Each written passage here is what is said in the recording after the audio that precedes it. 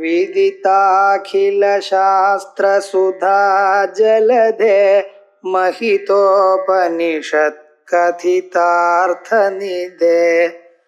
हृदये कलये विमलं चरणं भवशङ्कर देशिकमे शरणम् करुणावरुणालय पालय मां भवसागर दुःखविदूनहृदं रचयाखिलदर्शन तत्त्वविदं भवशङ्कर देशिकमे शरणम् यद्यद्वेद्यं वस्तु स तत्त्वं विषयाख्यं तत् ब्रह्मैवेति विदित्वा तदहं च ध्यायन्त्येवं यं सनकाद्यामनयोजं तं संसारध्वान्तविनाशं हरिमीडे ஸ்தோத்திரம். ஹரிஸ்தோத்திரம்னு பேரு. பகவத்பாதா அனுகிரகம் பண்ணியதான ஸ்தோத்திரங்கள்ல ரொம்ப பிரசித்தமான ஸ்தோத்திரம் இது. இந்த ஹரிமீடே ஸ்தோத்திரத்துல பகவான் மகாவிஷ்ணுவை தியானம் பண்ணக்கூடியதான ஸ்தோத்திரம் பண்ணக்கூடியதான வழியாக வேதாந்த தத்துவங்களை நமக்கு சொல்றார். பகவத்பாதா அவர் எந்த ஸ்தோத்திரம் எழுதினாலும் அதுல உபனிஷத்துகள் பரிபூர்ணமாக இருக்கும். உபனிஷத் தத்துவங்களை ஸ்தோத்திரம் வழியாக நமக்கு சொல்லி நமக்கு தெரியாமலேயே தத்துவம் நமக்கு புரிய வைக்கணுங்கிறது அவருடைய ஒரு உயர்ந்ததான ஒரு சுரூபம். அதே மாதிரிதான் மற்ற ஆச்சாரியாலும் பண்ணியிருக்கார். பகவத் ராமானுஜரோ அல்லது தேசிகரோ இவாள்லாம் அப்படித்தான் பண்ணியிருக்கார். ஆனா அதுக்கெல்லாம் வழிகாட்டியா இருந்தவர் பகவத்பாதர். தத்துவங்கள் உபனிஷத்துல இருக்கிறது, அது உபனிஷத்தை வாசிக்கிறதுங்கிறது எல்லோராலையும் முடியாது, ரொம்ப கடினமானது. அதை குருமுகமாகத்தான் அறியணும். அப்படி அறிந்தாலே அது ரொம்ப கஷ்டமா இருக்கும்.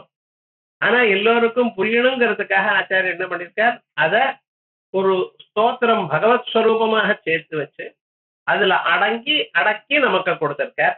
அப்படிப்பட்டதான ஸ்தோத்திரத்துல விசேஷமாக இருக்கக்கூடியதான இந்த ஸ்தோத்திரம் 8 ஸ்லோகம் ஆச்சு. இப்போ 9வது ஸ்லோகம். இதுல என்ன விசேஷம்னா, பழைய பாடம் நம்ம நோட்டு பண்ண ஞாபகம் வச்சுக்கணும் நிர்பந்தம் இல்லை.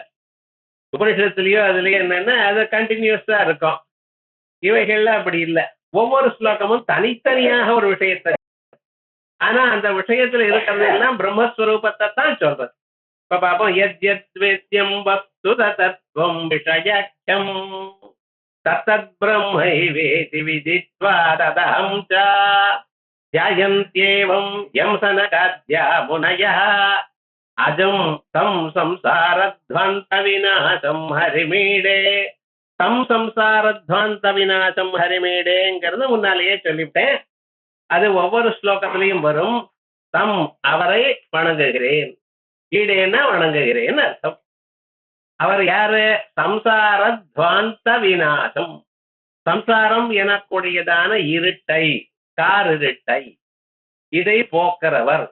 விநாசக்கம் இருக்கணும், அது வியாக்கரணத்துல விநாசம்னு சொல்லலாம். அதனால விநாசம்னு ஸ்லோகத்துக்காக சொல்லியிருக்க. சம்சாரத்வாந்தத்தை, சம்சாரம் எனக்கூடியதான இருட்டை போக்கடிக்கிறவர்.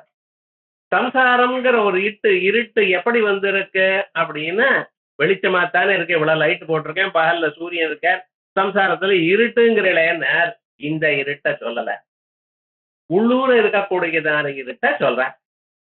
உள்ளூர நமக்கு எதை கேட்டாலும் தெரியல, வாழ்க்கையில வரக்கூடியதான துன்பங்கள் எது வந்தாலும் அந்த துன்பங்களை போக்கக்கூடியதான வழி நமக்கு தெரியல. ஏதோ ஒரு துன்பம் எழதான் நம்ம அதுக்கு முயற்சி பண்ணி கொண்டிருந்த போதிலும் மேலும் மேலும் வந்து கொண்டே இருக்கு. அப்படிப்பட்டதான அந்த துன்பங்களுக்கு காரணமா இருக்கக்கூடியதான அறியாமையை நீக்கணும். அதை யாரு நம்மளால நீக்க முடியாது. பகவான் சொல்றார், தெய்வீ கேட்டா குணமயி மம மாயா துரத்தியா மாமேவ ஏ பிரபத்தியந்தே மாயாமேட்டாம் தரந்தே. பகவானை யாரு சரணாகதி அடைகிறாரோ அவளைதான் மாய விடும். மாயையே கொஞ்ச நாளும் மாய விடாது. ஏன்னா அது உங்களை பிடிச்சுட்டு இருக்கு, உங்கள இடத்துல ரொம்ப இஷ்டமா இருக்கிறதுக்கு. அப்படிப்பட்டதான் அந்த மாயம் உங்களை விடுமோ? பகவானை பிடிச்சுட்டேன்னு வச்சுங்களேன், பகவான் கண்டா நடுந்துருது. ஆகையால் பகவான சரணாகதி அடையணும். அப்படிப்பட்டதான அஜானத்தை மாயையை நீக்கக்கூடியவர் அந்த பரமாத்மாவை ஸ்தோத்திரம் பண்றேன் அப்படின்ட்டு. இப்ப இந்த ஸ்லோகத்துக்கு பிரயோஜனம் என்ன? நமக்கு என்ன தெரிகிறது? அஜானம், காரிருட்டு, துன்பங்கள் போவது அப்படிங்கிறது பிரயோஜனம். துன்பங்கள் போறதுக்கு மூலமா இருக்கக்கூடியது ஞானம் தான். அஜானத்தை போக்கடிக்கும். வேற எது போக்கடிக்கும்? இருட்டை போக்கடிக்கிறது வெளிச்சம் தான். வெளிச்சம் வராம பிராணாயம் பண்றேன், குதிக்கிறேன், சாப்பிடுறேன், ஓடுறேன்னு சொன்னா இருட்டு போகாது. இருட்டு போகணும்னா அதுக்கு ஒரே ஒரு வழி. என்ன வழி? லைட் வரணும். வெளிச்சம் வந்தாதான் இருட்டு போகும். அதே போல ஞானம் வந்தால்தான் அஜானம் போகும். அந்த ஞானமானது யாரால வரும்? பகவானால வரும். ஈஸ்வரானுகிரகாதேவ பும்சாம் அத்வைத வாசனா. பகவத் அனுகிரகத்தினால்தான் நமக்கு வரும். ஆகையால் அந்த பகவானை துதிக்கிறேன் அப்படி. சரி, அந்த பகவான் நீ எப்படி இருக்க? ஏதோ ஒரு இடத்துல ஒரு லோகத்துல இருக்காரோ? எங்கும் வியாபிச்சு. எங்கும் வியாபிச்சா நமக்கு தெரியணுமே, தெரியலையே. அதான் சொல்றார், எல்லா பொருளையும் ஊடுருவி இருக்கார். யத்யத்வத்யம் வஸ்து சதத்வம் விஷயாக்கியம். உலகத்துல தாங்கள் எதை பார்க்கிறீர்களோ, எதை அறிகிறீர்களோ, மனிதனுக்கு அறிவானது ஐம்புலன்கள்னால வருது. கண்ணால உருவத்தை பார்க்கிறேள், காதால சத்தத்தை கேட்கிறேள், மூக்கால வாசனையை அறிகிறேள், நாக்கால சுவையை அறிகிறேள், அதே போல தோலால உணர்ச்சியை அறிகிறேள். இப்படி ஸ்பர்சத்தை அறிகிறோம். இப்படி ஐம்புலன்கள் தான் நமக்கு ஞானத்தை உண்டு பண்றது. கவனிச்சுக்கணும், மனசு ஞானத்தை உண்டு பண்ணல. மனசு என்ன பண்றது? கொண்டு வந்து கொடுத்ததான இந்த ஞானங்களை டெவலப் பண்றது. ஓஹோ, இந்த உருவம் இருக்கு, இந்த சப்தம் இருக்குன்னா இப்படி இருக்குமோ என்னமோ அப்படின்னு சொல்றது. இன்னார் சொன்னார்னு சொன்னா சொன்ன விஷயத்தை வச்சுட்டு மனசை கற்பனை பண்றது. மனசு புதுசாக ஒரு அறிவையும் அறியாது. மனசுடைய சுபாவம் அப்படி. நமக்கு வரக்கூடியதான அறிவுகள் எப்படி இருக்கு? 5 சேனல்ஸ், 5 தான். சப்த, ஸ்பர்ஷ, ரூப, ரச, கந்தங்கள். இந்த 5 அறிவுகள் ஐம்புலன்கள்னால நமக்கு வருது. இந்த ஐம்புலன்கள்னால அறியக்கூடியதான விஷயங்கள் எல்லாமே all objects in the world. இதை ஏதாவது ஒன்னால அறிஞ்சிடலாம். நீங்க கண்ணால் அறியலாம், காதால் அறியலாம், மூக்கால் அறியலாம். எந்த பொருளா இருந்தாலும் சரி. நல்ல வாசனையா இருக்க, மனத்தோட கூடி இருக்க மூக்கால் அறிகிறேன். நல்ல சுவையா இருக்கா நாக்கால் அறிகிறேன். உங்களால அறிய முடியாத பொருள் உலகத்துல ஏதாவது இருக்கோ? அது சூட்சமா இருக்கலாம். அப்ப டெலஸ்கோப் வச்சு பாத்துக்கிறேன், மைக்ரோஸ்கோப் வச்சு பாத்துக்கிறேன், எட்டி இருந்தா டெலஸ்கோப் வச்சு பாத்துக்கிறேன். ஆகையால் எந்த பொருளா இருந்தாலும் ஒரு சாதனத்தினால நீங்க அறியலாம். ஆனா அந்த சாதனத்தினால அறியக்கூடியதா இருந்த போதிலும் அது ஐம்புலன்கள்னால்தான் அறிய வேண்டி இருக்கு. இந்த ஐம்புலன்கள்னால வரக்கூடியதான பொருள்கள் எல்லாமே வேத்தியம் வஸ்து, நோன் ஆப்ஜெக்ட், நோவபிள் ஆப்ஜெக்ட். யத்யத்வேத்யம் வஸ்து சதத்வம் விஷயாக்கியம். இதுதான் சார் விஷயங்கள்னு சொல்ற. ஆப்ஜெக்ட்னு சொல்ற. நம்ம சாதாரணமா ஆப்ஜெக்ட்னு சொன்னா என்ன அர்த்தம் தெரியுமா? Object of the knowledge. நமக்கு வரக்கூடியதான அறிவுக்கு விஷயமானது. விஷயம்னு நம்ம சொல்றோம். ஆப்ஜெக்ட்னா ஆப்ஜெக்ட் ஆஃப் தி நாலெட்ஜ்னு அர்த்தம். அதை குறுக்கிய ஆப்ஜெக்ட்னு சொல்லிவிட்டோம். நமக்கு எப்பொழுதும் சுருக்கமா இருக்குமோ இல்லையா? ஒரு மனுஷன் பேரு பெருசா சீதாராமகிருஷ்ணன், கோபாலகிருஷ்ணன் இருந்தா ஜிபி அப்படின்றோம். என்னடா விவகாரம், அது இனிஷியல வச்சு சுருக்கமா பேசணும். அதே மாதிரி தான் ஆப்ஜெக்ட் அது நாலெட்ஜ்னு சொல்றதுக்கு பதிலா ஆப்ஜெக்ட் அப்படின்னு சொல்லிட்டு இருக்கோம். அதான் விஷயம். இந்த விஷயமானது 2 அம்சங்கள் நம்ம கவனிக்கணும். அந்த விஷயமானது எதை நீங்க அறிகிறீங்களோ அந்த விஷயத்துக்குள்ளேயே பிரம்மம் இருக்கு. ஏன்? உலகம் எல்லாம் அவர் தான் தயார் பண்ணியிருக்கார். நீங்க எதை பாக்குறீங்களோ இதை சிருஷ்டி பண்ணினது அவர். சிருஷ்டி பண்ணினார்னா அதுக்குள்ள அவர் இருக்காருன்னு. தங்கத்தினால வந்த செங்கிலியில தங்கம் இருக்கா இல்லையா? தயிரானது பால்ல இருந்து வந்தது. இந்த பால் தயிர்ல இருக்கா இல்லையா? இருக்க. அதனால தானே வெளுப்பா இருக்க, இல்லைன்னா கருப்பான இருக்கணும். விவகாரம் என்னன்னு, எல்லா பொருளும் தன் காரியத்துக்குள்ள காரணம் இருக்கும். காட்டன் வேஷ்டின்னு சொன்னா அந்த வேஷ்டிக்குள்ள நூல் இருக்கத்தான் இருக்கும். நூல் வேண்டாம் எனக்கு, வெறும் வேஷ்டி கொடுங்கன்னு வருமோ? வராது. அதே போல எந்தெந்த விஷயங்கள் நீங்க பார்க்கிறீர்களோ அந்த விஷயங்களை எல்லாம் பரமாத்மா தயார் பண்ணினார். ஆகையால் பரமாத்மா அதுக்குள்ள ஊடுருவி இருக்கார். யத்யத்வேத்யம் வஸ்து தத்வம் விஷயாக்கியம் தத்தத் பிரம்மைவேதி விதித்வா ததஹம் ச தத்தத் பிரம்மைவ. அது எல்லாமே பிரம்மன் தானே. ஒரு டேபிளா இருக்கட்டும், ஒரு சேரா இருக்கட்டும், ஒரு ஷவரா இருக்கட்டும், ஒரு கல்லா இருக்கட்டும், எல்லாம் பிரம்மன் தான். ஏன்? அதுக்குள்ள அது எப்படி மோதிரமா இருக்கட்டும், வளையா இருக்கட்டும், செங்கிலியா இருக்கட்டும், கிரீட்டமா இருக்கட்டும், எதுவா இருக்கட்டும், அது எல்லாத்துலயும் தங்கம் இருக்கா இல்லையா? அதே மாதிரிதான் இது.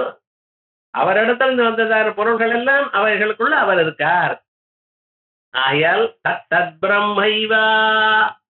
பிரம்மம்னா தெரியலையே சார். மோதிரத்துல தங்கம் இருக்கிறது தெரியறது, குடத்துல மண் இருக்குன்னு தெரியறது, வேஷ்டியில நூல் இருக்கிறது தெரியறது. ஆனா கல்லுலையும் மணலையும் பிரம்மம் இருக்கிறதா எனக்கு தெரியலையே. தெரியணும்னு நிர்பந்தம் இல்லையப்பா. பசுமாட்டை பில்லை சாப்பிடுறது, பில்லை சாப்பிட்டா பாலை கொடுக்கறது.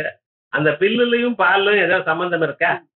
பால் வெளுப்பா இருக்கு, தயிர் வெளுப்பா இருக்கு, மோர் வெளுப்பா இருக்கு, வெண்ணெய் வெளுப்பா இருக்கு. அது வரைக்கும் கரெக்டா இருக்கு.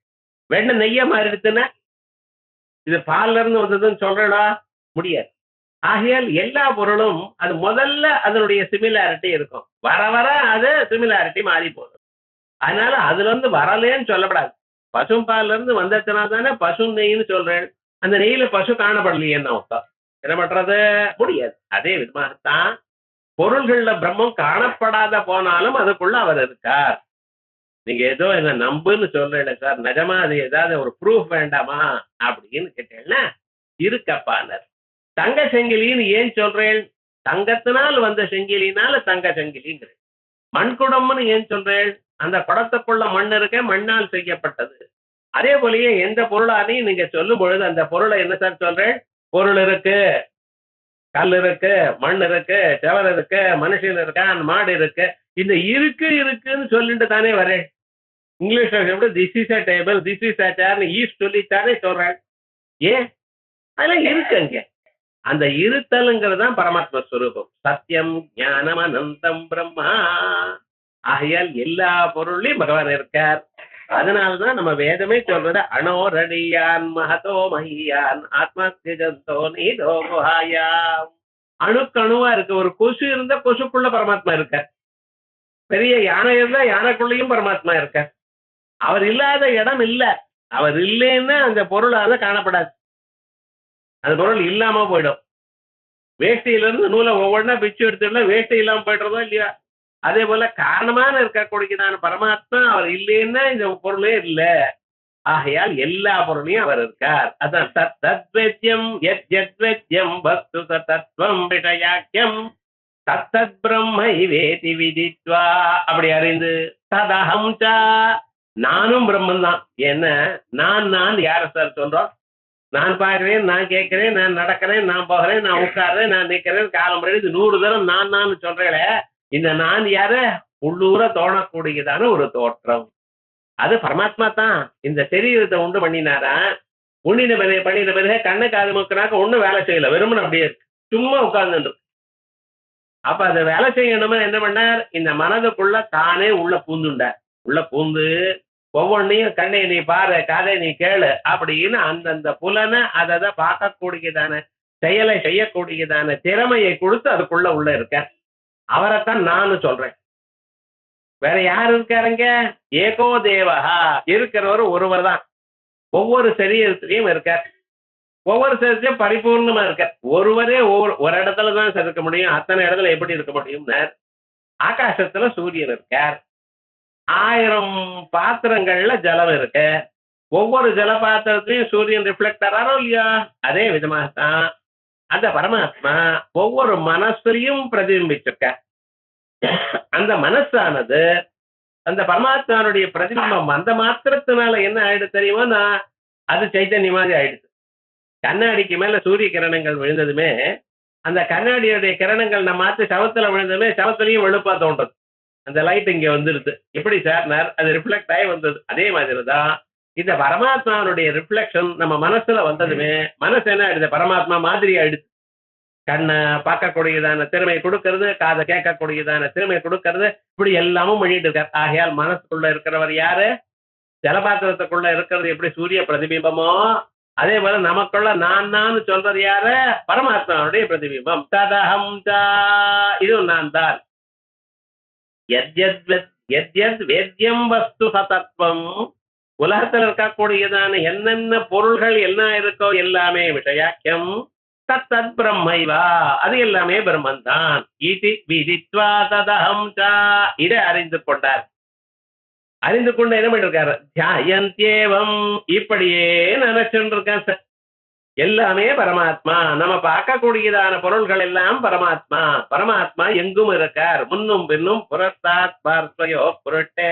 பரமாத்மா முன்னாலையும் பின்னாலையும் மேலையும் கீழையும் எங்கும் வியாபித்துள்ளார், அவர் இல்லாத இடமில்லை அப்படின்னு தியானம் பண்றான். தியாயந்தேவம் நீங்க மட்டும் இல்ல, எம் சனகாத்யா முனையா, சனகர், சனந்தனர், சனத்குமார, சனத்சுஜாதர், இப்படி 4 பேர்.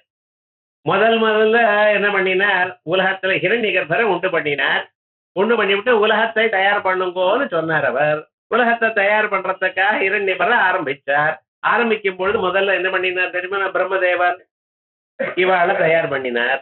தயார் பண்ணி நீங்க உலகத்தை உண்டு பண்ணுங்கோனார். அவ பார்த்தாராம், சுத்த சத்துவ பிரதானம், ரொம்ப சுத்தமான வெளுப்பா இருக்கிற மனசு. அதுக்கு இந்த உலகத்தை குழந்தைகளை உண்டு பண்றது, உலகத்தை பெருக்கிறதுங்கிற அபிப்பிராயம் இல்லை. அவ என்ன பண்ணினார், ஆனந்தமாக தபஸ் பண்ணிக்கிறோம்ட்டா. ஏதோ சொல்லிட்டு இருக்க, எங்களுக்கு இது பிடிக்கல, நாங்க தபஸ் பண்ணிட்டு தியானத்திலேயே இருக்கோம்ட்டாராம். அப்புறம் பார்த்தார், என்னடா அது இப்படியாச்சு, நாரதரை உண்டு பண்ணினார். அவர் பக்தரா போயிட்டார். எனக்கு பகவன் நாமாவில் இருக்கக்கூடியதான சுவையானது வேற எதுலையும் படுக்கல, ஆகையால் நான் அதுல பண்ண எனக்கு விருப்பமே இல்லையே, என்ன பண்ண சொல்றேன். ஏன்னா ஒரு மனுஷன் எந்த செயல் பண்றதா இருந்தாலும் அதுல விருப்பம் இருக்கணும், அப்பதான் நன்றாக பண்ண முடியும். ஏனோ தானோ நான் அதட்டி பண்ணினா அது சரியா வராது. எனக்கு விருப்பம் இல்லையே, என்ன பண்றது அப்படின்ட்டு சாதின்னு. அதுக்கப்புறம் காசியப்பர், மரீச்சி, அத்ரி, புலஹர், புலஸ்தியர் அப்படின்னு 7 பிரஜாபதிகளை தயார் பண்ணினார். அந்த பிரஜாபதிகள் கொஞ்சம் தயார் பண்ணி கொஞ்சம் கலந்துருக்கா இல்லையோ, அதனால கொஞ்சம் தயார் பண்ணினா. அதுக்கப்புறம் அவாதான் உலகத்தை தயார் பண்ணினாரா. அதான் முதல்ல பிரம்ம மானச புத்திரர், பிரம்மதேவருடைய மனசினால் செய்யப்பட்டதான இவாள்லாம். இவ என்ன பண்ணினார், பரமாத்மாவே தியானம் பண்ணிட்டு இருக்க. அவளும் ஞானத்தை அடைஞ்சிருக்க. ஞானத்தை அடையிறது மட்டும் இல்ல, அதுக்கப்புறம் அதுல இருந்து இறங்கி வர மாட்டேங்கிற தவர். அப்படிப்பட்ட நிலை. நாமும் தியானம் பண்றோம், ஒரு 10 நிமிஷம் இல்ல ஒரு 5 நிமிஷம். அதுக்கப்புறம் என்ன, டெலிபோன் வந்ததுமே தியானம் போயிடுது. என்ன பண்றது? ஏன்னா அது தியானம் நீக்க மாட்டேங்கிறது மனுஷனுக்கு. ஏன்டா நல்ல காலம் இருக்குமோ என்னமோ, ரொம்ப முக்கியமோ என்னமோ, அது அடுத்ததான் நீங்க சொல்ல போறல. ஒரு 15 நிமிஷம் அனுப்புற பண்ணினா என்ன கிடையாது, அது அப்பவே பார்க்கணும். அப்படின்னு மனுஷாளுக்கு இந்த இன்னொருத்தரோட பேசுறதுல இருக்கக்கூடியதான ஒரு இன்பம் இருக்கு பார்த்தேல, அது தெரியாமலேயே அதை தவிர்க்க முடியாம போயிடுது இப்ப இருக்கக்கூடியதான மனுஷாளுக்கு. பழைய நாள்ல அப்படி கிடையவே கிடையாது. இங்க இருந்து பக்கத்து ஊருக்கு போயிட்டு வரேன்னு சொல்வார். போயிட்டு திரும்பி வந்த பிறகுதான் நம்ம பத்திரமா இருக்காருன்னு நமக்கு தெரியும். இல்லது போயிட்டு அதுக்கப்புறம் வேற யாராட்ட மனுஷா ஒரு 10 நாள் ஆகும். இப்ப என்னடா, இங்க இருந்து சென்ட்ரல் ஸ்டேஷன் போறதுக்குள்ள 4 டெலிபோனுக்கு. பஸ் ஏறிட்டேன், பஸ் வந்துட்டு உட்கார்ந்து இருக்கேன், ஸ்டேஷனுக்கு போயிட்டேன், பிளாட்ஃபார்ம் டிக்கெட் வாங்கினேன், உள்ள போனேன், உட்கார்ந்துட்டு இருக்கேன், ட்ரெயினுக்கு. ஏன் சார் நீங்க போறேன் தானே கிளம்பிருக்கேன், ஒத்துண்டு தானே நான் இருக்கேன், ஏன் 100 தரம் சொல்றேன். அதுக்குள்ள மனசு தாங்கல மனுஷன். அப்படி இல்லை முன்காலத்துல. அதே மாதிரியே இந்த சனகாதிகள்லாம் என்ன பண்ணிட்டார், அவளுக்கு சமாதியிலிருந்து வெளியில வர்றதுக்கே இஷ்டம் இல்லையா. பகவத்கீதையில சொல்றார், ஸ்தித பிரஜ்ஞஸ்ய கா பாஷா சமாதிஸ்தஸ்ய கேசவா விததி கிம் பிரபாஷேத கிமாசீத விரஜேத கிம். சமாதியிலிருந்து வெளியில வந்தவன் எப்படி இருப்பான், சமாதிக்குள்ள இருக்கிறவன் எப்படி இருப்பான், இப்படி எல்லாம் அர்ஜுனன் கேட்கும் பொழுது சமாதியில இருக்கக்கூடியவனுக்கு ஸ்தித பிரஜன்னு பேர், சமாதியத்திலிருந்து வெளியில வந்தவாளுக்கு ஸ்திததின்னு பேர். இவ எப்பவுமே ஸ்தித பிரஜனாகவே இருக்கணும்னு நினைச்சுட்டு இருக்காளாம். பார்வதி பரமேஸ்வரால் கைலாசத்துல இருக்கும் பொழுது ஆலமரத்தடியில அவர் தட்சிணாமூர்த்தி கோலமாக எல்லோருக்கும் உபதேசம் பண்ணிட்டு இருக்கார். இந்த உபதேசம் பண்ணி கொண்டிருக்கும் பொழுது இவ என்ன பண்ணிருக்காரு, சமாதியில போயிட்டார். அவரும் பார்த்தாரா, இவரே சமாதியில போயிடும் பொழுது நாம் என்ன உபதேசம் பண்றது, மௌனமா இருக்கார் அவர். அவரும் சமாதியில எடுத்துட்டார். இப்ப எல்லாம் இருக்கும் பொழுது இந்த ஒரு நாளைக்கு பிரத்யட்சமானார் பரமேஸ்வரர். பிரத்யட்சமாகும் பொழுது இவளை கேட்கிறார், எதற்காக தபஸ் பண்ணிட்டு இருக்கேன். அவர் சொல்றார், எதற்காகன்னு அவனுக்கு ஒன்றும் தெரியலையே, ஒரு பிரயோஜனத்தையும் எதிர்பார்க்கல, எங்களுக்கு இது வேணும்னு நாங்க தபஸ் பண்ணல, சௌக்கியமா இருந்துட்டு இருக்கோம், தபஸ் பண்ணினாதான் சௌக்கியமா இருக்கு, இது பண்றது. சரி நீங்க போயிட்டு வாங்கன்னு அனுப்பிச்சுட்டார். ஏன்னா ஒரு பிரயோஜனம் இல்லாத போனா என்ன பண்றது. இந்தூருக்கு வந்து மறுபடியும் அதே தான் பண்ண. அங்கே ஆலமரத்தடியில உட்கார்ந்து இருக்கார், இங்க வேற மரத்தடியில உட்கார்ந்து தபஸ் பண்ணிட்டு இருக்க. ஏன்னா அந்த பகவத் ஞானாமிருதம் உங்களுக்கு தோணித்துனால் வேற எதையுமே சுவைக்காது. வேதாந்தம் மனசுல போச்சுன்னா அதுக்கப்புறம் மீதி ராமாயண பாரதாதி கூட துவைக்காது. ஏன்னா இதுதான் நிஜமாக ஆத்ம தத்துவத்தை சொல்றது. இதுதான் உங்க மனசுக்கு நிம்மதியை கொடுக்கறது. அதுல கதை இருக்கு. அந்த ராமாயண பாரதாதிகள்லாம் பல பிறவைகள்ல கேட்டு கேட்டுதான் இங்க வந்திருக்கோம். ஞாபகம் வச்சுக்கோ. இங்க எல்லாம் ஈஸ்வர அனுகிரகம் இருந்தால்தான் இங்க வர முடியும். அப்படி வந்திருக்கோம். ஆகையால் இந்த நிலவல் வந்த பிறகு இந்நிலைய வந்த பிறகு மறுபடியும் கீழே இறங்குறதுக்கு மனசு இடம் கொடுக்கல. அப்படி தபஸ் பண்ணிட்டே இருக்கார். மறுபடியும் இங்க தபஸ் பண்ணிட்டு இருக்கா. இங்க ஒரு குழந்தை வந்து உட்கார்ந்துருக்கு இவருக்கு முன்னால. அந்த குழந்தைக்கு ஒன்றும் தெரியாது. அந்த குரு மாமி சொல்லியிருக்காரு, எனக்கு எத்தனை தடவை சொல்லி கொடுத்தாலும் ஒன்றும் தலையில ஏறல. அது யார் தபஸ் பண்ணிட்டு இருக்காரு, நீ போய் உட்காருன்ட்டார். சரின்னு போய் உட்கார்ந்துருக்க. குழந்தை எல்லாம் சொன்னதெல்லாம் அப்படியே கேட்கல, ஒன்றும் தெரியாது. கொஞ்ச நேரம் ஆனப்புறம் பரமேசன் மறுபடியும் பிரத்யட்சமானார். மறுபடியும் பிரத்யட்சமே சனகாதிகளுக்கெல்லாம் கேட்டேன், என்ன ஐயா மறுபடியும் ஏன் தபஸ் பண்றேன் அப்படின்னு. அதே ஆன்சர் தான். எங்களுக்கு தபஸ் பண்ணினா தான் சௌக்கியமா இருக்கு. உலகத்துல ஒரு விஷயம் பிடிக்கல, எதையும் பிடிக்க மாட்டேங்கிறது, எதுலையும் மனசு நிக்க மாட்டேங்கிறது, பங்களதான் தபசு நிக்கிறது அப்படின்னு கேட்டிருக்கலாம். அப்ப அவர் பார்த்தா சரி சௌக்கியமா இருங்க அப்படின்னு போக சமயத்துல இங்க இருந்த குழந்தையும் பார்த்துட்டார். குழந்தைக்கு உனக்கு என்ன வேணும் அப்படின்னு கேட்டார். சின்ன குழந்தையா இருந்தா நமக்கு ஒரு இஷ்டம் தானே. பரமேஸ்வரன் உனக்கு என்ன வேணும்னு கேட்டார். இந்த குழந்தை பார்த்துதான், நான் ஒன்னும் யோசனை பண்ணலைங்க, என்ன கேட்கணும்னு எனக்கு தெரியல. இதற்கு முன்னால பண்ணி யோசனை பண்ணி ரெடியா வச்சுட்டா தானே பகவான் பிரத்யட்சமாவான்னு நமக்கு தெரியுமா? தெரியாது. இருந்தா போல இருந்து நீங்க பூஜையில உட்கார்ந்துட்டு ஏதோ பவா எதேவா நமஹா அப்படின்னு வில்வத்தினால பூஜை பண்ணிட்டே இருக்கு. பரமேஸ்வரன் டக்குன்னு எதிர்க்கிறது என்ன வரம் வேணும்னு கேட்டா என்ன சொல்வள்? Not prepare. ஒன்றும் தெரியாது நமக்கு. இதோட இனி இந்த மெக்கானிக்கெல்லாம் பண்ணிட்டு இருக்கோம். பண்ணினா நல்லது அவ்வளவுதான். தவிர இது வேணும் அது வேணும் பண்ணலையே. ஸ்ரீ பரமேஸ்வர பிரீத்தியர்த்தம்னு சங்கல்பத்தோட தானே பண்ணிட்டு இருக்கேன். இந்த சங்கல்பம் கூட அப்ப மறந்து போச்சு. என்னடா பண்றதுன்னு தெரியல. அந்த குழந்தை பார்த்ததான் அப்படி கீழே இருந்து மேல பார்த்ததுன்னு இந்த பரமேஸ்வரன் கையில உடுக்க இருந்தது. டக்குன்னு ஞாபகம் வந்து இருந்ததுக்கு அது என்னமோ இருக்கு, அதை கொஞ்சம் வாசிக்குமேந்து அத்தரான். ஆஹாஹா, அந்த குழந்தைக்கு என்ன வேணும்னு கூட கேட்க தெரியல பாத்தீங்களா? சரி, அவனுக்கு எது வேணுமோ அதை நான் கொடுப்பேன். அதான் எப்பொழுதுமே நீங்க ஏதாவது கேட்டலைனால் கேட்டதை தான் வரும். ஆனால் நீங்க இதுன்னு கேட்காத போனால் பகவான் என்ன பண்ணார், எது உங்களுக்கு நல்லதோ எது உங்களுக்கு வரணுமோ அதை கொடுப்ப. அவர் என்ன பண்ணார், அப்படி கொடுக்க ஐயவனுக்கு ஏவோ ஐய வரட்டு லன் ஞமங்கனம் ஜபன் ஜடதஷ் கபா சடத சடத கபாய் சடதர் ஹல் அப்படின்னு 16 தரம் அப்படி ஆட்டினாராம். அது ஆட்டினதுமே அதை வச்சுண்டு சரின்னு போயிட்டாரு. இல்ல பரமேஸ்வரன் தான் மாஹேஸ்வராணி சூத்ராணி, பரமேஸ்வரனுடைய சூத்திரங்கள்.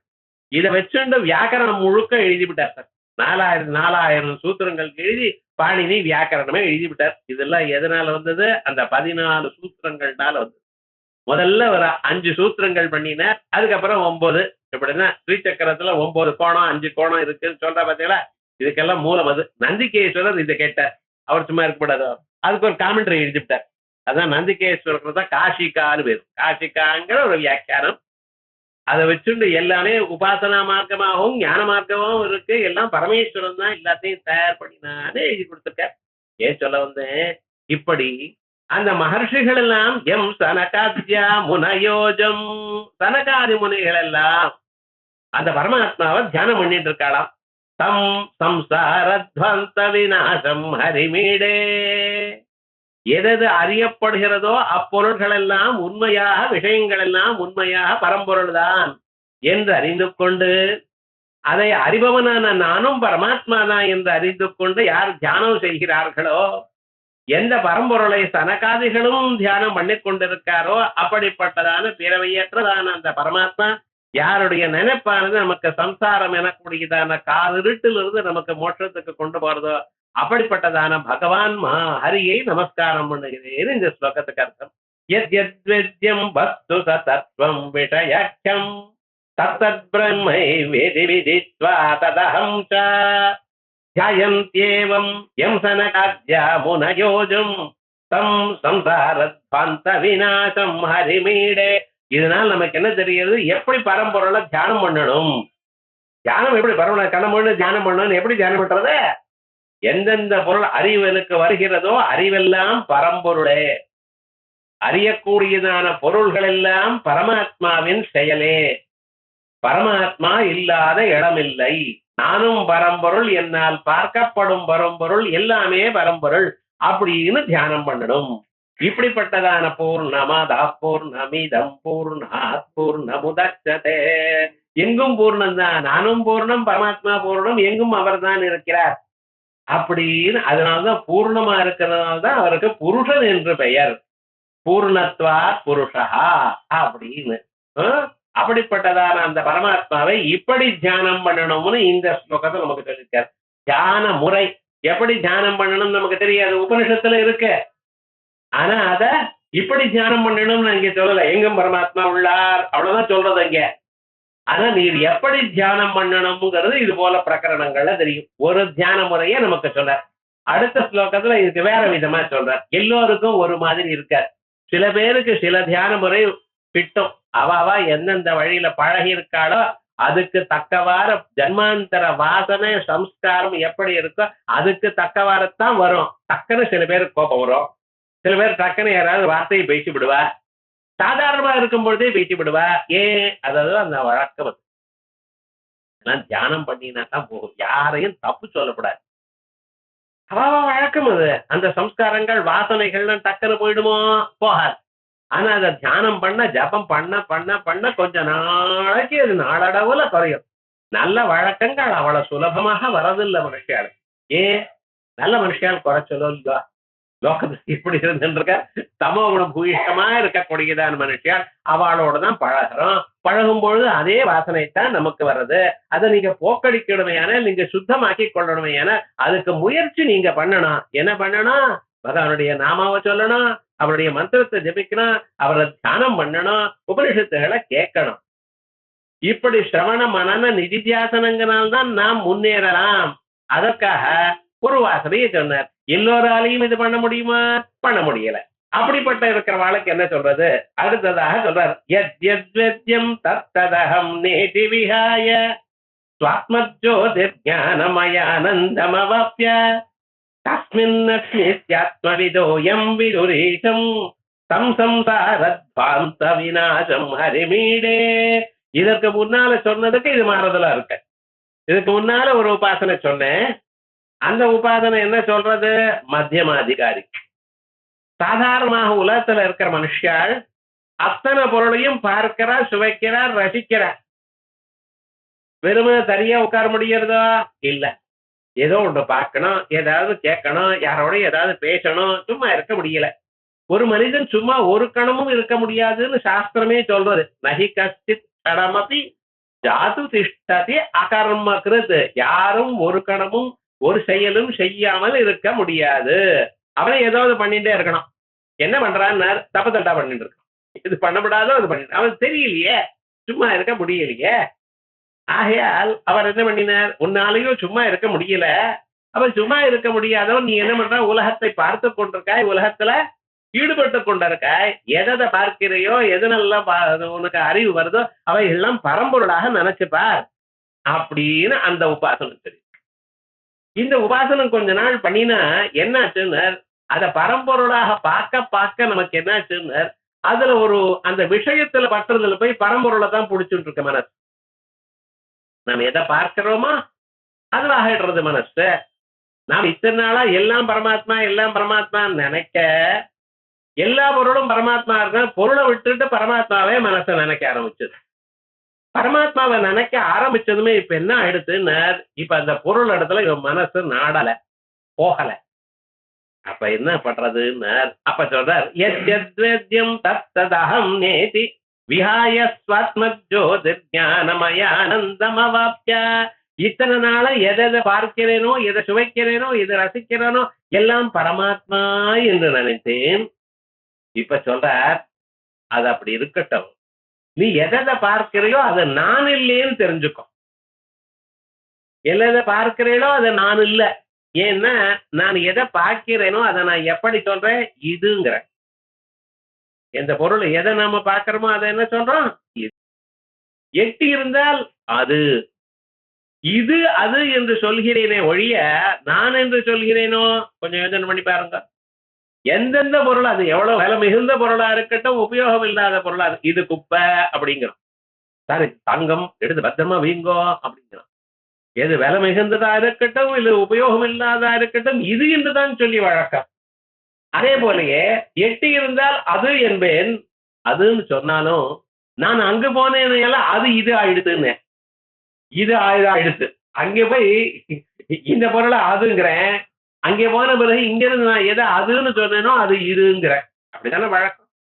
இங்க இருந்து அமெரிக்காவுக்கு போனேன்னா அங்க இருக்கிறவங்க இது பார்த்தா எவ்வளவு நன்னா இருக்குங்கிற. நம்ம ஊர்லயும் இருக்க எவ்வளவு வீடெல்லாம் குப்பை உபயோகம் இல்லை அப்படின்னு அங்க இருந்து அதுங்கிறோம். இங்க வந்த பிறகு என்ன இருந்தாலும் நம்ம ஊர்ல வந்து தூங்கினா தான் நன்னா இருக்கு. அங்க எல்லாம் கரெக்டா தான் சார் இருக்கு, நீட்டா இருக்கு. ஆனா மனசுல தான் நிம்மதியே இருக்க மாட்டேங்குது. எங்கேயாவது வெளியில போகணும்னா யாராவது சார் அழைச்சிட்டு போகணும். ஆத்துக்குள்ளே ஜெயிலா இருக்க வேண்டியதா இருக்கு. என்ன விவகாரம் வரணும். என்னவோ டிவி பாக்குறான்னா அவன் 1000 சேனலுக்கு ஒன்னும் சரியா வர மாட்டேங்கிற. அவன் பேசுறதே புரிய மாட்டேங்கிறதுங்கிற. இங்க இருந்து அங்க போய் அங்க 2 நாள் இருந்து அதுக்கப்புறம் என்னாச்சு நம்ம ஊருக்கு ஞாபகம் வந்துருது. ஹோம் சிக் அப்படிங்கிறோம். நம்ம பசங்க தானே அங்க இருக்கா. ஆமா உங்க பசங்க தான் போனேன் அங்கதான் இருக்கு. ஆனா அங்கே போனா இந்த ஊர் கோவில் இங்க எல்லாம் 4 பேர் இந்த புடிச்சு தள்ளி இப்படி கோவிச்சுண்டு இதுதான் நன்னா இருக்கு. ஏகார்த்தம் அங்க இருந்தா ஒருத்தரும் மகத்தை கொடுத்து பேச மாட்டேங்கிறா சார். பேசினாலும் நமக்கு புரிய மாட்டேங்குது. நம்ம குரங்கு மாதிரி பேசுறாரு. இப்படி எல்லாம் நல்லதாச்சு இல்ல நன்னதான் இருக்குன்னு ஒரு கடைக்கு போனோமா இதை வாங்கினோமா இது சாப்பிட்டோமா ஒண்ணும் கிடையாது. பாதி சமைச்சு வச்ச பொருள் எதை தொட்டாலும் 10 விவகாரம். இவர் இந்த வாசனையிலேயே போயிருக்கான். யாரோ சமைச்சது நான் எப்படி சாப்பிடுறதுங்கிற. இவர் என்னத்தான் பண்ண முடியாது. நீ வேண்டாப்பா இங்கே இருட்ட விவகாரம் முழுக்க இப்படின்னா லோகத்துல இருக்க. அப்ப விவகாரம் என்னன்னு இவனுக்கு பரம்பொருளை இடத்துல ஒரு ஆசை வர வர இந்த பொருள்கள் பிடிக்கல. பிடிக்காத பொருளை என்ன பண்ணணும்னு பிடிக்காத திருப்பி வச்சுக்கணும்னு சொல்லல. அது நான் இல்லேன்னு தியானம் பண்ணுங்க. தத்ததகம் நேதி விஹாய. அது எல்லாம் நான் இல்ல, நான் பரம்பொருள். முன்னாலேயே சொன்னேன் இதுவும் நானும் பரம்பொருள்னு போன உபாசனை இல்ல. இப்ப என்ன சொன்னேன் நான் பரம்பொருள்னு வச்சுக்கோ. இதெல்லாம் நான் இல்லைன்னு சொல்லு. இதெல்லாம் நான் இல்லைன்னு சொல்லி கொடுக்க வேண்டாமே. நம்ம பார்த்தாலே தெரியும். அதனாலதான் சொல்றேன் அது உபாசனையில டெவலப் ஆகும் பொழுது தானா தெரியும். இது நான் இல்லைன்னு நான் சொல்லணுமா? நீங்க தான் சொல்லிட்டு இருக்கேன். இதை நான் உள்ளுக்குள்ள இருக்கிறத நானுங்கள், வெளியில இருக்கிறது நீங்க இது அப்படிங்கிற. எது வரைக்கும் கையில இருக்க இது சாக்லேட்ட வாயில போட்டுட்டு விழுகிட்டேன்னா சாக்லேட்டும் நான் ஆயிட்டு. இப்ப விவகாரம் என்ன இதுன்னு இது வரைக்கும் சொன்னதெல்லாம் உள்ள போன பிறகு அதுவும் நான் ஆயிடுதோ இல்லையா? அதே மாதிரி நான் இது ஆகாது இது நான் ஆகாது. இது வெளியில இருக்கக்கூடியதான பொருள், நானுங்கிறது உள்ள இருக்கக்கூடியதான பொருள். வேதாந்தத்துல ஆரம்ப பாடம் யுஷ்மதத்மஸ்தேய கோச்சரையோ. உலகத்துல இருக்கிற பொருள் 2 நானு இது. இந்த இதுவானது என்னை துன்புறுத்தாமல் இருக்கணும். அதுக்கு வழி பாருங்கோ. இதானே முதல்ல சொன்னா. அதே மாதிரிதான் யத்யத்வேத்யம் தத்ததகம் நேதி விஹாய. எப்பொழுது இது நான் இல்லையோ அதை விட்டுருங்க. விஹாய சுவாத்மஜோதிர்ஞானமயானந்தமவாப்ய. ஏன் சார் விடணும்? அது உனக்கு துன்பம் எப்பொழுதும் இன்பத்தை கொடுக்காதப்பா. எது நீ இல்லையோ அது எப்பொழுதும் உனக்கு இன்பத்தை கொடுக்காது. அது எது வரைக்கும் உனக்கு இஷ்டமா இருக்கோ அது வரைக்கும் தான் நீ அதை பிடிச்சிட்டு இருப்பாய். எப்பொழுது அது உனக்கு இஷ்டம் இல்லையோ அதை நீ விட்டுற. லோகத்துல அப்படித்தானே. சின்ன குழந்தையா இருக்கும் பொழுது குழந்தைகள்லாம் கோலி எல்லாம் எடுத்து வச்சிருப்பான். ஒரு 20 கோலி 30 கோலி எங்க இருந்தாலும் அதை வாங்கி வச்சுக்கிறது. அதை டப்பியில வச்சுட்டு அப்பப்ப அதை எண்ணி பார்த்து வச்சுட்டு இருக்கிறது. ஒரு 10 கிளாஸ் வந்தாச்சு தூக்கி போட்டான். ஏன்டா நீ இத்தனை வச்சுட்டு இருக்கேன்னு. வேண்டாம். அதே போல சில பேர் பேனா எல்லாம் எல்லா பேனாயும் எடுத்து வச்சுட்டு இருப்பான். கடைசியில் ஏண்டாச்சுன்னா போன நாளைக்கு தூக்கி போட்டான். வேண்டாம் போ. எதாவது நமக்கு பத்திரமா ரொம்ப இன்பமானதுன்னு ஸ்டாம்ப் எல்லாம் கலெக்ட் பண்ணி அதெல்லாம் நீட்டா வச்சுட்டு இருக்கோம். ஒரு நாளைக்கு என்ன பண்ணிட்டான், வேண்டாம் போ இதை தூக்கி போட்டான். இது வரைக்கும் எனக்கு இன்பத்தை கொடுத்தது இப்பொழுது அதனால எனக்கு பிரயோஜனம் இல்லை. அதெல்லாம் இன்னொரு விஷயம் எனக்கு வேணும். பாலஸ்தாவத் கிரீடாசக்தா. குழந்தையா இருக்கும் பொழுது விளையாட்டுல இருந்தான். கொஞ்சம் யவனம் வந்துருது. தருணஸ்தாவத் தருணீ சக்தா. இவனானவன் நல்ல யவனம் வந்த பிறகு வேற விஷயத்துல ஆசை இருக்கே தவிர இந்த பொருள்கள்ல ஆசை இருக்கா? வேண்டான்னு விட்டு விட்டான். ஆகையால் இவைகள்லாம் நீ இல்லை. எப்பொழுது இது யாரா இருந்தாலும் நமக்கு பிடிக்கிற பரியந்தம் தான் சார் நல்லது. ரொம்ப அழகான பாட்சா இருக்கு, ரொம்ப நன்னா இருக்குன்னு விட்டுட்டு இருந்தேன். ஒரு நாளைக்கு இது வேலை செய்யல. என்ன பண்ணிட்டோம்? இத்தனை நாள் வேலை செஞ்சதே நமக்கு அத்தனை உபயோகப்பட்டதேன்னு விட்டுட்டு இருக்கோமா? வேலை செய்யன்னு விட்டுட்டா இல்லையா? வேண்டாம்னு தூக்கி போட்டா இல்லையா? ரொம்ப அழகா கார் வச்சுட்டு இருக்கோம், அதை ரொம்ப நன்னா இருந்ததுன்னு வச்சுட்டு இருக்கோம். அது என்னமோ வேற கார் வாங்கணும், இதையும் வாங்கி வச்சிருக்கல, வேற வாங்கினதுமே இதை போயிட்டு வந்து நினைச்சிடா இல்லையா? அதுக்கப்புறம் அதை நினைச்சிடா, நமக்கு இத்தனை உதவித்தேன்னு நினைச்சிடா. அதே மாதிரிதான் எல்லா பொருளும். அழகா 3 வடம் செங்கில் போட்டிருந்தா மாமி, ரொம்ப அழகா. அதுல ஒரு அந்த எல்லாருக்கும் ஒரு வடம் தான், நம்மகிட்ட 3 வடம் பாருங்க எப்படி அழகா இருக்கு. ஒவ்வொன்றும் ஒவ்வொரு டிசைன்ல இருக்கு. இது மாதிரி எங்கேயுமே கிடைக்காது. இத்தனையும் சொல்லிட்டு இருந்த மாமி, யாரோ ஒருத்தர் வந்து சொன்னான், இது என்னது நீங்க இப்படி எல்லாம் போட்டிருக்கு, இது என்ன தேர் வடம் மாதிரி இருக்குதுங்க கழுத்துல போட்டு இருக்கிறது, இதெல்லாம் என்ன மாடர்னா இருக்கிறது, என்ன 1 கிராம் கோல்டுன்னா போட்டுக்கணும், அதெல்லாம் நன்னா இருக்கும் அப்படின்னு சொல்லிவிட்டான் சார். இப்படி எல்லாம் போட்டுன்னா உங்களுக்கு நன்னாவே இல்ல, பழம் பசல் எட்டம் இருக்கு அப்படின்னு சொல்லிவிட்டேன். நேரா ஆத்துக்கு வந்து மாமாவை கேட்டு, இன்னைக்கே போய் 20 செயின் போடுங்க இதுல விவகாரம் முழுக்க. என்ன ஆச்சுன்னா, இது போல இதுவரைக்கும் 4 பேர் இதை ரசிக்கிறதுனால இது எனக்கு பிடிச்சது. எப்ப 4 பேர் இது நன்னா எல்லாம் ஃபேஷன் மாறிட்டுன்னு சொன்னேன்னா அது போனா போகட்டும்னு அதை அழிச்சு விட்டு வேற பண்ணிடுமோ இல்லையா? ஆய ஆத்மனஸ்து காமாய சர்வம் பிரியம் பவதி. உலகத்துல இருக்கக்கூடியதான எல்லா பொருளையும் நீங்க நேசிப்பது அது உங்களுக்கு சுகத்தை தருவது எனக்கூடியதான எண்ணத்தினாலதான். ஆனா நிஜமான சுகம் எது தெரியுமோ, நாமத்தான். அதனால்தான் நீங்க உங்க இடத்துல ஒரு தப்பும் ஒத்துக்க மாட்டேன். ஏன்னா ஏன் இப்படி பண்ணி நேர் அது அப்படி அந்த சந்தர்ப்பத்துல அப்படித்தான் சார் பண்ண முடியும். நீங்க என் பொசிஷன் இருந்தாலும் இதை விட மோசமா படுவேது. என் புத்தி அப்படி போயிடுதுன்னு புத்தியை தான் வச்சுக்கான். நான் பண்ணினேன்னு சொல்லல, என்ன பண்றது, இந்த புத்தி இப்படி நடந்தது அப்பங்கிறான். அப்போ நான் பண்ணது ரைட்டு தான் சார், வேற யாராலும் இதை விட வேற சொல்யூஷனே கிடையாதுங்கிறான். அப்ப என்னாச்சு, தன்னை யாரும் வச்சுக்கிறது இல்ல. முள்ளு மேல காலை வச்சுட்டு முள்ளு தைச்சதுன்னா இவன் என்ன பண்றது, இவன் காலை வச்சான், முள்ளு பட்டக தேமைன்னு அங்கேத்தானே இருந்தது, இவன் காலை போய் அது மேல வச்சான், வச்சுவிட்டு ஐயோ முள்ளு தைச்சுட்டேன்னு முள்ள வைக்கிறான். லோகத்துல சகஜமான விவகாரங்கள் 1000 திருஷ்டாந்தங்கள் இருக்கிறோம். சொக்கா சின்னதாயிடுதுன்னா சொக்கா சின்னதாகும், வாங்கின அன்னைக்கு என்ன ஸ்டேஜ் அதேதான். இவன் கொஞ்சம் கொஞ்சமா 4 நாளைக்கு கொஞ்சம் அப்படியே வெளில போயிட்டு சாப்பிட்டோம் தான். ஏகோ விஷ்ணுமாத் பூதம் பிரதக் பூதான்ய கேட்ட கொஞ்சம் குண்டாயிட்டான். விவகாரம்னா சொக்கா சின்னதாச்சுன்னு. லோகத்தில் நன்னா யோசனை பண்ணி பாருங்க, மனிதன் தன்னுடைய தவறை தான் ஒத்துக்கவே மாட்டான். ஏன்னா எல்லோருக்கும் தான் தான் இஷ்டம். ஆத்மா சர்வார்த்த பிரியம். வேதாந்தம் ஏதோ சொல்றதோன்னு நினைக்காதீங்க, நன்னா யோசனை பண்ணி பார்த்தேன்னா நம்ம அறிவைத்தான் சொல்றது. ஆகையால் உண்மையாக நிஜமான ஆனந்த ஸ்வரூபம் நீங்கத்தான். ஆத்மஜோதிர் ஞானமயானந்தமவாப்யா. உள்ளூர எப்பொழுதும் ஒழித்து கொண்டிருக்க கூடியதான மற்ற பொருள்கள் எல்லாம் கண்ணு திறந்து பார்த்தாத்தான் தெரியும். நான் என்னை அறிவதற்காக கண்ணு திறந்து பார்க்க வேண்டாம்,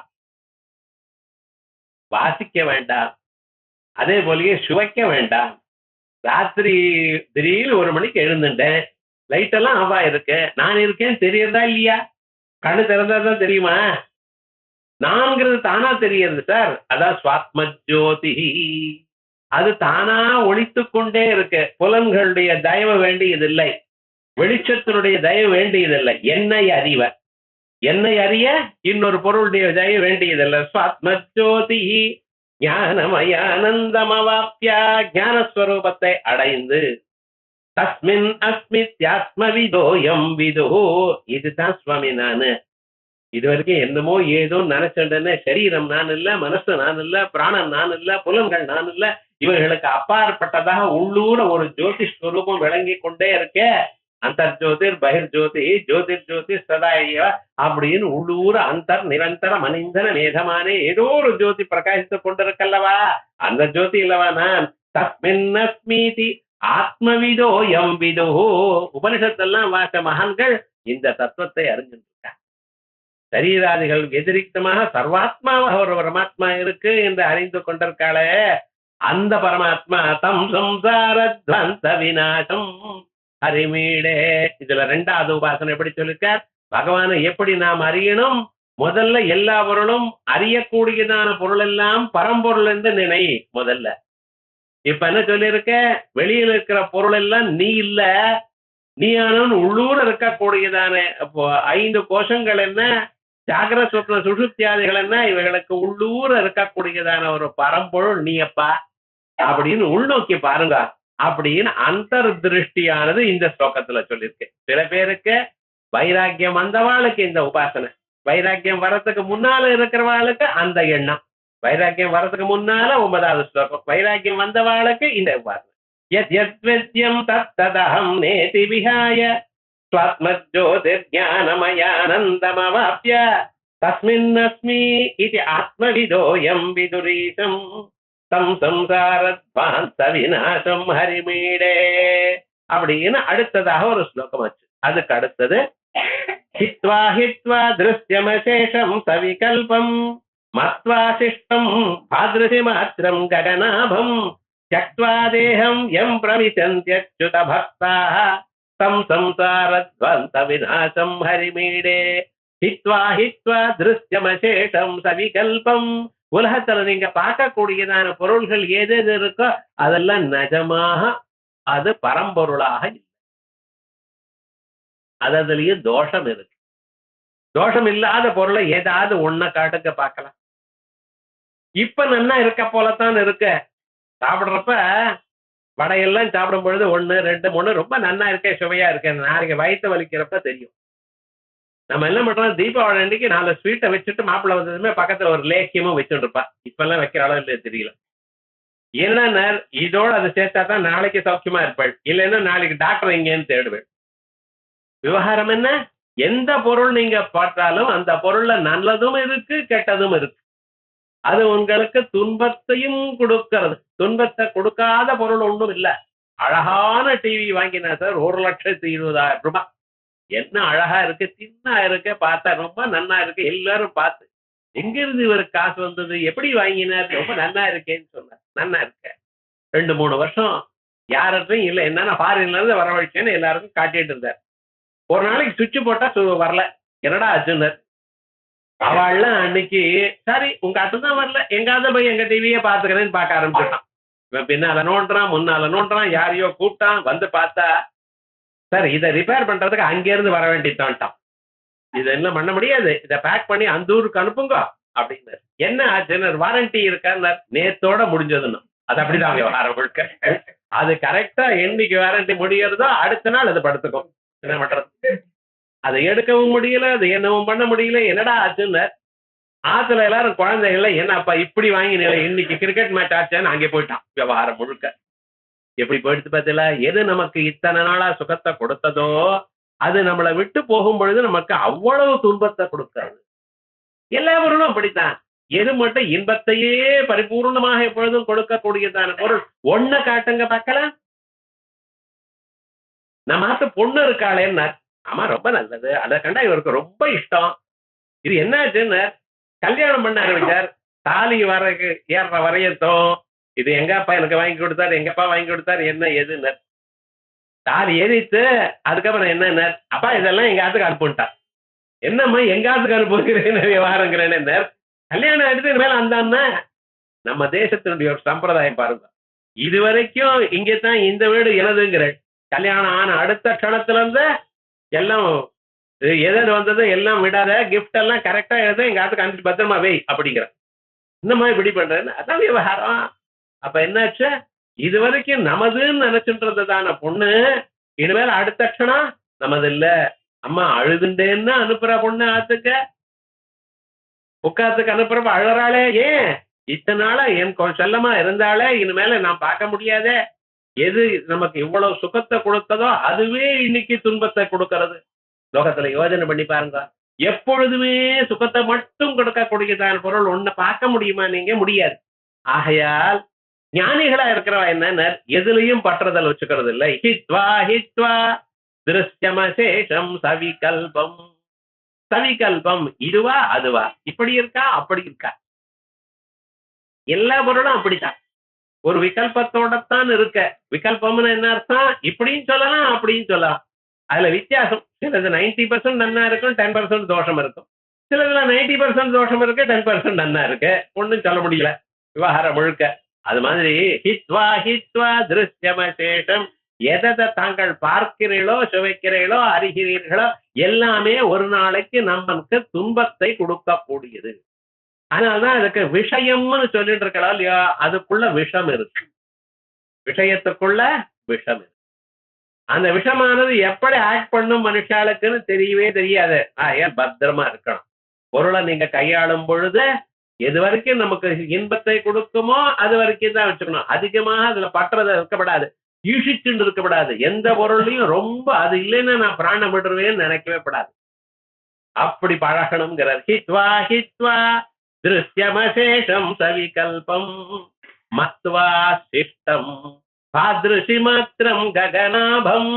இவைகள்லாம் போன பிறகு சார் உலகமெல்லாம் இல்ல, இது தப்பு இது தப்புன்னு எல்லாத்தையும் விட்டுவிட்டேன்னா அப்புறம் என்ன இருக்குன்னு.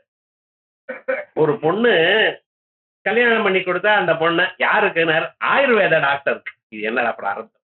நான் ஆயுர்வேத டாக்டர் தான் கல்யாணம் பண்ணிக்கூடாது, நான் கல்யாணம் பண்ணிட்டார். விவகாரம் என்னாச்சுன்னார். இந்த அம்மா என்ன பண்ணினா போய் காய்கறி வாங்கிட்டு வாங்கோன்னு சொல்றேன். சரினாச்சு. அதுக்கு முன்னாள் காய்கறி வாங்கிட்டு வர்றார். கடைக்கு போறாரு மார்க்கெட்டுக்கு. கத்திரிக்காய் பார்த்தார். சாச்சா இது பித்தம், இது வாங்கப்படாது. முருங்கைக்காய் பார்த்தார். இதெல்லாம் காமஜனகம், இது வாங்கப்படாது. வாழைக்காய் பார்த்தார். இந்த வாழைக்காய் டெய்லி இதே தானே ஆரம்பிச்சா வேண்டாம். இப்படின்னு வரிசையா எத்தனை காய்கறி இருக்கோ அத்தனை காய்கறி இது படிச்ச தோஷங்கள்லாம் ஒரு ஞாபகம் வரும்.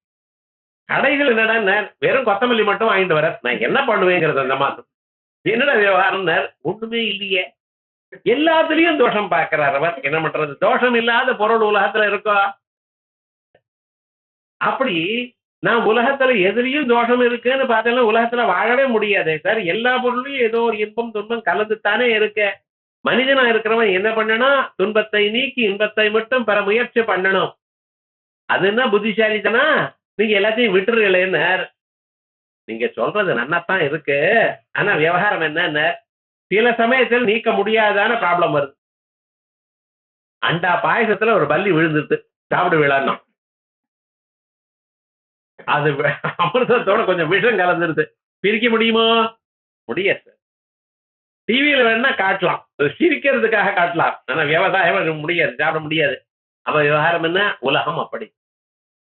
ஆகையால் இவைகள்லாம் விட்டுட்டு இதுக்குள்ள இருக்கிற பரமாத்மாவை மட்டும் தியானம் பண்ணு. மத்வா சிஷ்டம் இதையெல்லாம் விட்டு விட்டு திருசி மாத்திரம் ககனாபம் உள்ள ஒளித்து கொண்டிருக்கக்கூடியதான அறிவு உருவமாக இருக்கக்கூடியதான திருமாத்திரம் எல்லாவற்றையும் பார்க்கக்கூடியதான அறிவூட்டக்கூடியதான அந்த ஸ்வரூபம் ஆகாசம் போன்றதான ஒரு ஸ்வரூபம்.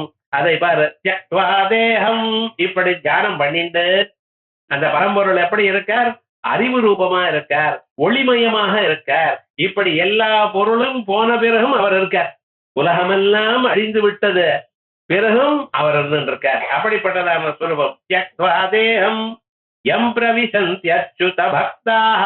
அந்த அச்சுத பக்தாள், பகவான தியானம் பண்ணக்கூடியதான பக்தாள், சிரவணம் கீர்த்தனம் விஷ்ணு ஸ்மரணம் பாதசேவனம் அர்ச்சனம் வந்தனம் தாஸ்யம் சக்கியமாத்ம நிவேதனம் அப்படின்னு 9 விதமான பக்திகள் பரமாத்மா செலுத்தக்கூடியதான மகான்கள் எல்லாம் இந்த சரீரம் கீழே விழுந்த பிறகு எந்த பரம்பொருளை அடைகிறாரோ தத்விஷ்ணோ பரமம் பதம் சதா பத்யந்தி சூரையா அப்படின்னு ஞானிகள் எந்த பரமாத்மாவை அடைகிறார்களோ த்யக்த்வா தேகம் எம் பிரவிசந்தி அச்சுத பக்தாக தம் சம்சாரத்வந்த விநாசம் ஹரிமீடே. அப்படிப்பட்டதான சம்சாரம் எனக்கூடியதான இருட்ட போக்கக்கூடியதான அந்த பரமாத்மா, அவரை நமஸ்காரம் பண்றேன் அப்படின்னு 3வது ஸ்லோகத்துல வேதாந்தத்துல சொல்லக்கூடியதான விஷய சேவையை விட்டு விஷய தோஷ தரிசனத்தை அறிந்து பிறகு உள்ளூர் இருக்கக்கூடியதான ஆத்மஸ்வரூபத்தை தியானம் பண்ணுங்க. அப்படி முன்னால சொன்னது உலகமெல்லாம் பரமாத்மான்னு, அதுக்கப்புறம் உலகத்துல இது என்கிறத விட்டு விடுங்க, நான் பரமாத்மான்னு தியானம் பண்ணுங்க. கடைசியில் என்ன சொல்றது? இவைகள்லாம் விட்டு பரமாத்மா ஒத்தாரதான் இருக்காரு, தியானம் பண்ணுங்க அப்படிங்கிறது.